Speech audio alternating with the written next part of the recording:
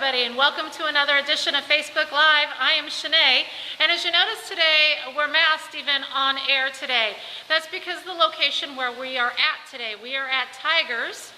I'm going to go ahead and flip around. We had Jody and Kayla here with us today. Kayla's actually going to be speaking as Jody's doing some training. Kayla, first tell us, why are we wearing masks in this area today? Well, there actually has been a documented case of Amur tiger contracting COVID-19. So we're taking every precaution here, and part of that is us wearing different masks. You'll see that we have a couple different types. The one that I'm wearing is one that we've had volunteers making the cotton cloth mask for us. So we're very grateful for that. But when we are working within 6 feet of the tigers, you can see the mask that Jody's wearing is actually a 3D printed N95 mask that one of the staff members here at the zoo has been able to make, and then we add a filter to that, and they've been especially handy because we can disinfect those as needed. You just never know what's in that job description, do you, when you start working here at the zoo? And can you fabricate a mask on a 3D printer? You absolutely can. I think Alicia's been pretty busy cranking these out for us. So tell us what Jody's doing here, Kayla. So Jody's working on training with our Amur tiger, Natasha, over here. If you guys remember about 6 years ago when we had cubs, that's Natasha here, all grown up. She is what we would consider a fully grown adult tiger. And you see Jody asking for different behaviors. The style of training that we use to be able to work this way with our tigers or any animal here at the zoo is called operant conditioning. And basically that boils down to we use positive reinforcement. And as you can imagine, one thing that you can pretty much always count on being positively reinforcing for a tiger is a big old meatball. What Natasha is getting right now is just part of her daily diet. It is a ground horse meat product. It is commercially made by a company called Nebraska Brand. So Natasha gets about 5 pounds of this every day, whereas Grom, our adult male, gets about 10 pounds. And why is this training important, Kayla? This training, as you can imagine, as you watch Jody and Natasha go through these behaviors, it is invaluable for us as keepers to take care of these animals, especially animals like these tigers that we do consider dangerous. We don't ever go in the same space as them. So these behaviors allow us to get a really good inspection on these animals. If they were to have any type of injury or anything, we can get a close look. That side behavior that you saw them work right now is actually what we use in our back spaces to be able to give Natasha voluntary injections. And what that voluntary component is super important for us, because any time that we can have animals participate in their own care, it is so much less stressful on them and us. So she actually comes and presents her hip up like that, and then we can give her routine vaccinations or whatever we need, and it is completely her choice to participate in that. We do make sure it's worth her while with that big old meatball there, but again, it's her choice to participate in this. And she does really well. Yes, How long did it take to train these different behaviors? Every behavior and every individual is different.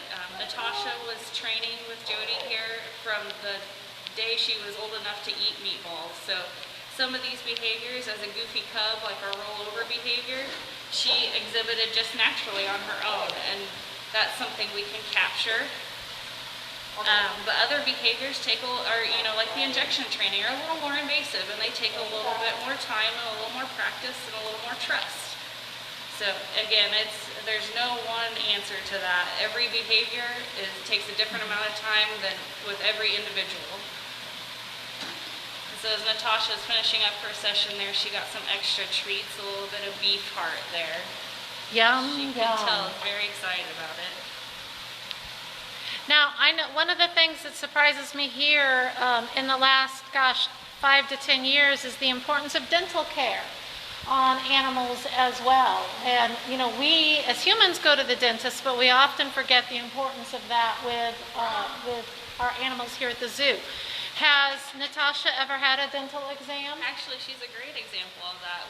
Through our training and her open presentation, which is when she opens her mouth, we're able to get a good look at her teeth, and that's how we were able to notice that she had in fact fractured one of her canines. And because she was able to present open, we were able to get pictures and images of that to send to our vets, who were able to then consult a veterinary dental specialist. And we actually made the determination to anesthetize Natasha and treat that tooth. And because of that treatment, she's been able to retain what is left of her canine there, which is really important for carnivores. That's great. Again, even though we're closed, just another way we're still caring. Now we're going to move over here to Grom. Grom is our male, and he's our newest tiger here at Sedgwick County Zoo. Yes, he is.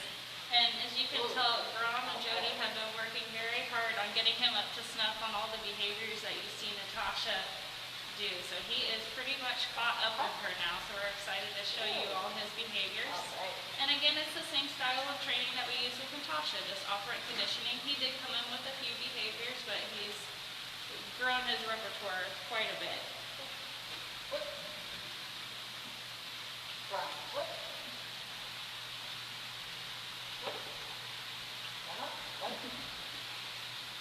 If you ever, again, with operant conditioning, we're using positive reinforcement. So even if Grom is getting distracted and not giving the behavior right away, we don't punish our animals in any way. We just give them another opportunity to succeed. Or maybe sometimes if they're distracted, we ask for another behavior and get them back on track. But again, it's all positive based. And that's something that's important to remember with our pets at home as well. Absolutely. Pets, kids, spouses, whatever you want to use it on. Positive definitely helps get good behaviors. And how long has Grom been here at Sedgwick County Zoo? That's a good question. A little less than a year now. Okay. Now these are Amur tigers. Tell me maybe a little bit about them specifically. Yeah, so both of the cats here are Amur tigers. That just refers to the subspecies of tiger that they are. Which actually, a fun fact about that is they are the largest subspecies, not only of tiger, but of cat in the world. So the males can get upwards of 400 pounds. Grom here is a little closer to the 300-pound mark. Yeah, he's a big guy. He is a big guy, yeah. Got about 100 pounds on Natasha. Can you tell us again what they are eating? This is a ground horse meat product, so it comes in tubes just similar to the ground beef that we can get at the grocery store, but it is a lot leaner and therefore a lot healthier for our tigers. It's a lot closer to the natural prey that they would be eating. It has a lot of the bristly, gross stuff that we really don't care for in our meat, but is very important for an obligate carnivore, which these guys are. And that just means that they are true carnivores. They do not eat anything that's not a meat product.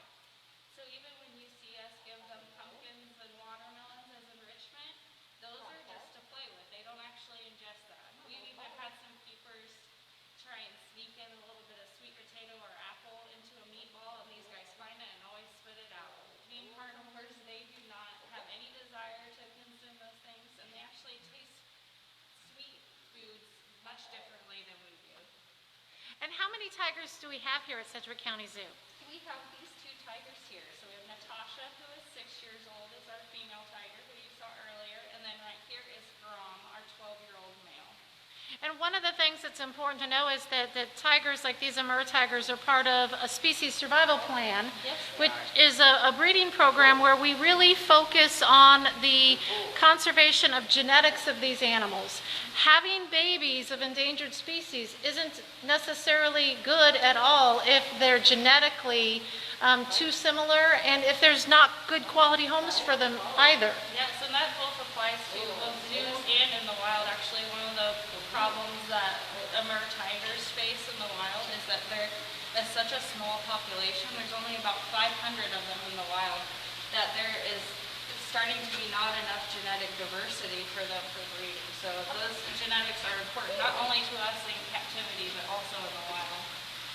But part of that species survival plan is we do actually have a recommendation for Natasha and Grom here to breed, and that's because their genetics are compatible, and we actually have been able to have one successful intro with these guys. So we've had 2 days where they were able to actually inhabit the same space, which is not typical for Amur tigers. They are naturally solitary, so that's why you see us normally have them on separate exhibits. but we were able to track Natasha's cycling based on her behaviors and Brahm's behaviors too. And through that, we were able to determine the best 2 days for them to be together, and it was successful. We're very relieved because big cat intros can be dangerous, so we're very proud.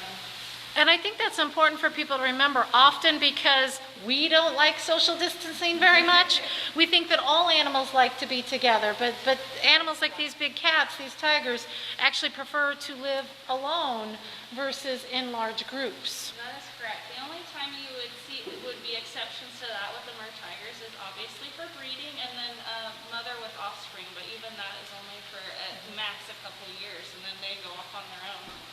And we have had other tigers here, and they have moved to other zoos per that SSP, that Species Survival Plan breeding program, to ensure that we can continue to make sure that genetic diversity stays. Correct, yeah. So Natasha's litter mate, Czar, he is a male cub that went on to Como Zoo, and I believe has a breeding recommendation there. So he's getting acclimated to that space there, which allowed for us to bring Grom here to fulfill our end of the SSP recommendation with our breeding recommendation for these two. Well, Jody and Kayla, we thank you so much for coming out today on Facebook Live, for sharing these beautiful tigers with us. And remember, even though we're closed, we're still caring. And this week is Earth Day week. Earth Day is coming up on April 22nd. Make sure and follow us on the 22nd, where we will have activities on the hour.